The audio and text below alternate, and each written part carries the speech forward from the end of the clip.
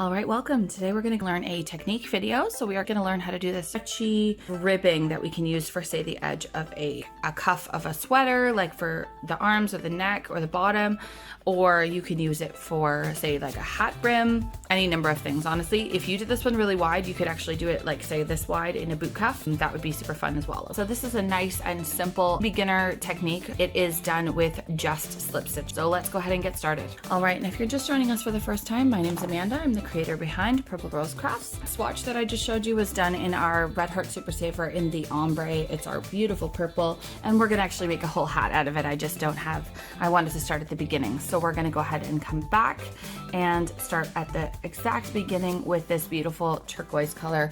This is an old ball that I found, I believe it's a Bernat yarn, but I honestly cannot remember because my label's gone.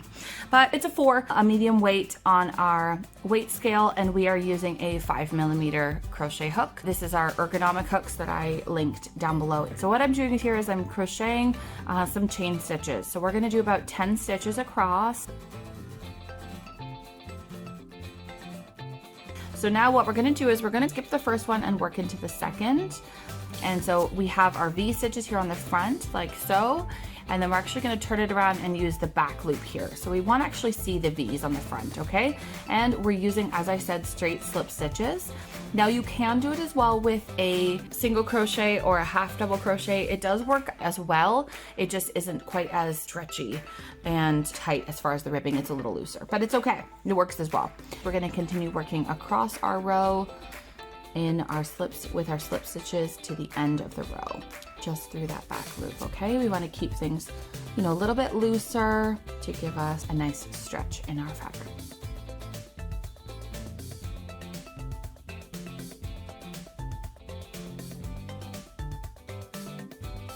So now to start our second row, we're gonna chain one, turn our work around, and we're gonna work into the back loop only. So as you can see here, once we've turned our work around, we have our V stitch here. So this is our front part of the loop, there's the back part of the loop, and now we're gonna go ahead and slip stitch in through the back loop. All right, so yarn over through the back loop, pull up our loop, and then pull it through the chain on our hook, okay? So we're gonna keep slip stitching. We'll keep going across our row like so. It's a 1 row repeat for this one, so we're gonna do exactly the same thing on the way back. So chain one, slip stitch into each back loop, and continue across our row.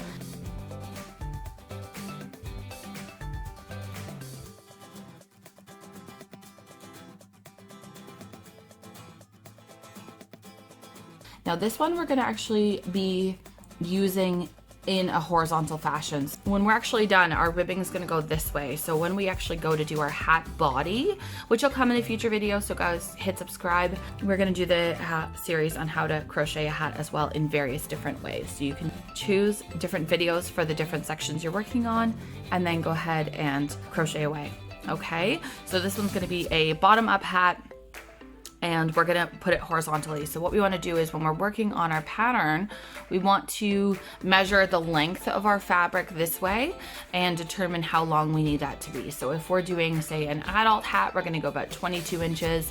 If we're doing a baby hat, somewhere around the neighborhood of, 10 to 14, depending on the size of the baby, right?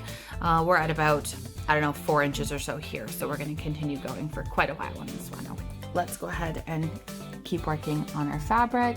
Now, as you can see here, you don't have to turn your work completely around. I just to do my first stitch in kind of a vertical fashion and then work my way back down the row.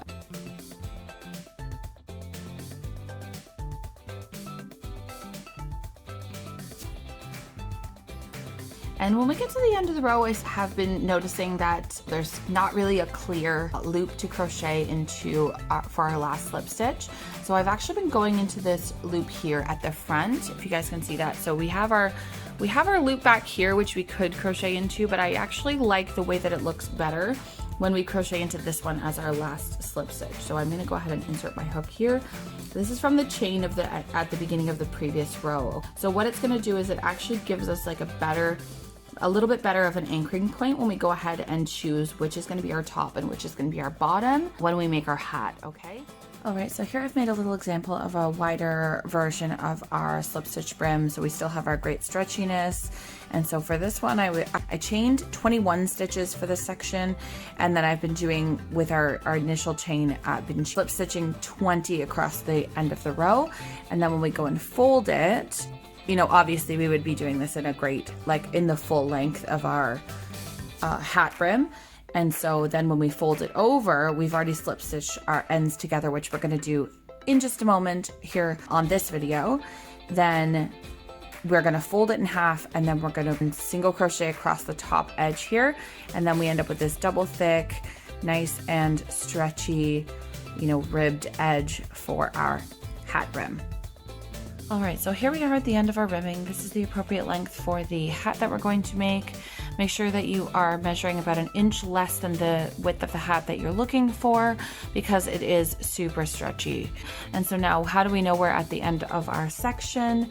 What we are looking for here is what we have, what I've shown here is, this is our braid pattern, which is our chains from the top of the previous row. And then what we want to see is an extra half section of braids here, like so. Okay, so we can see them at the top. There's a full set of braids, but at the bottom, from the front, what we want to see is our braid pattern here, and then one extra half set, which is across the top here. Okay, now what we are looking to do is we want our loop here at the end of our row to also match up when we fold everything directly in half, like so, is we want our tail stitch to actually be there at the same spot. Okay, so we want to see our tail here. So now what we're going to do is, I'm actually going to turn this around so it's easier for me to do, is I'm going to insert my hook down just ahead of the braids that you can see at the bottom here. So we're going to bring our hook through our work right above that set of braids. So you can see the braids that are happening here, and we're going to insert our hook and go just above those. Now what we're actually just going to do here is I just want to pull my loop through. So we're going to pull our loop through from the back. So now it's through both pieces of our fabric, so both ends of our work. Okay, now we're going to turn it over, because we're going to work from right to left as we have always done. And what we're going to do is we're going to bring our hook back. We're going to insert it only into the back loop of our row for our braid, like so. And then we're going to insert it back into basically the same spot that we just went through here, but we're going to go through all the loops. So just above, if we turn it over, we want to be just above the braid here. Okay, and then we're going to use our yarn. We're going to come across. Don't worry, we're not actually going to see it. We're going to crochet right over top of that loop that just went all over the top of our work. All right, so again, back loop only, like so, and then we want to make sure that we're catching at least 2 strands on the top of the back side, okay?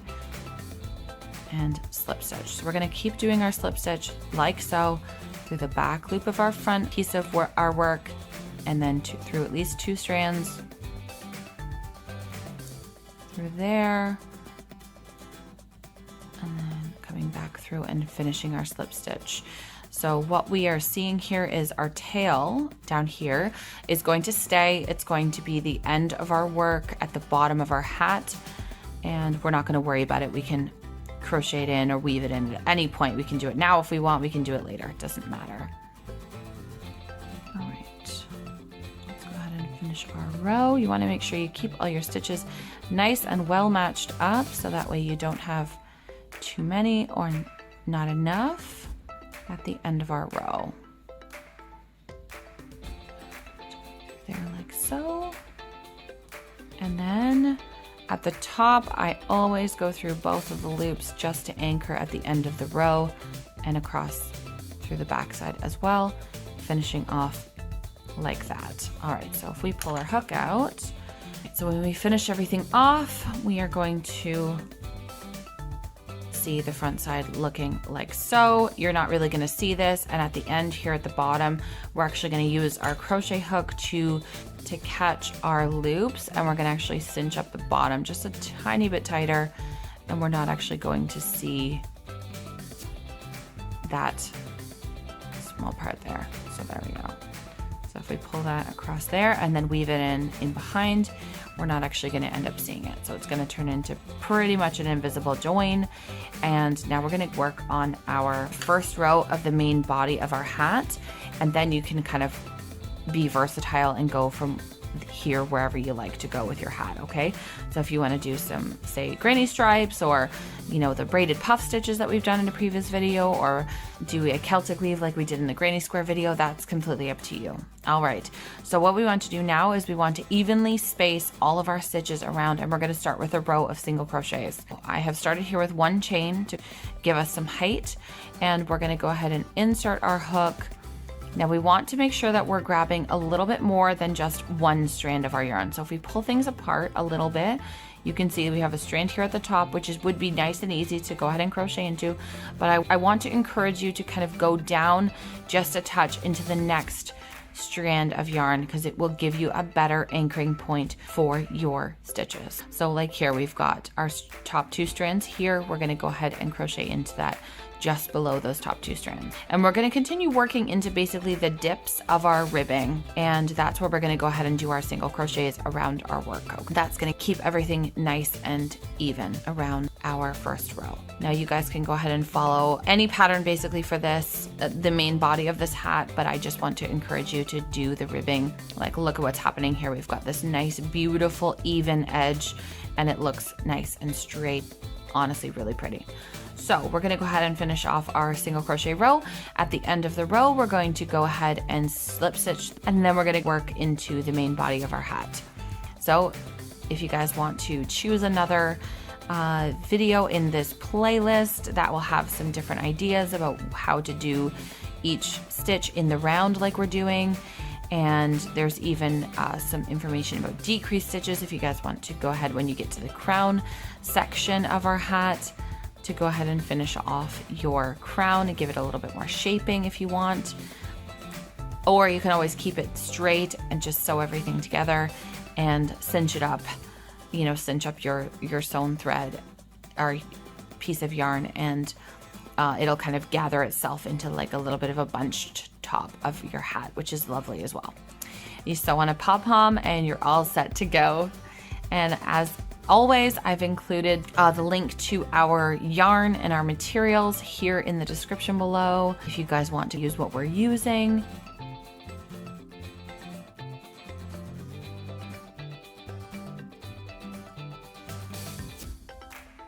All right, so here we are at the end of our row, and now what we have is actually what's going to start to look like a little bit of curving happening to our fabric. That's normal. What generally happens is because of the stretchiness of our ribbing, the top is going to be just a little bit wider, and that's normal. But as long as you are crocheting down into the ribs for that first row, you're going to get this nice and basically flat top, and it's not going to have a lot of like wobbly wonkiness happening in our work. And of course, look at my yarn. Look what happened at the end. It changed color. I tried so hard to make it all one color for that first row, but it did not work. Anyway, that's just the way it goes sometimes, right? When you're using some of these self-striping yarns. Anyway, it'll be fine. We'll keep going with our hat and it'll work out just fine. But honestly, why couldn't it just hold off another couple of inches there for us? Anyway, that's it for this video. I hope you guys enjoyed it, and if you like this video, go ahead and hit that like button and hang out with us on the next video, or check out the playlist that talks about our hats. We're going to go ahead and add a whole bunch of videos to that playlist, and you guys will be able to mix and match those to go ahead and get exactly what you're looking for. Anyways, thanks so much for hanging out with us, and we'll see you next time.